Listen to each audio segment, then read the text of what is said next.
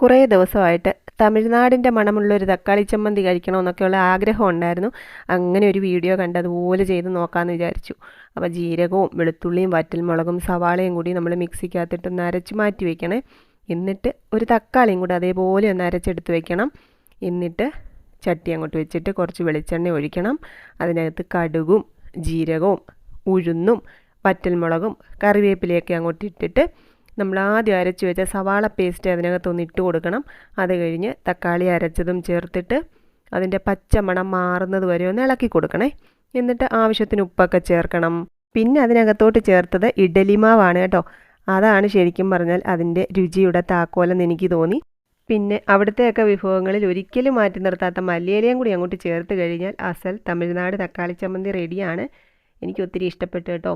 അതുകൊണ്ട് ഞാനൊരു 2-3 ഇഡലി ചമ്മന്തിക്കകത്ത് മുങ്ങി കുളിച്ചങ്ങോട്ട് കഴിച്ചു.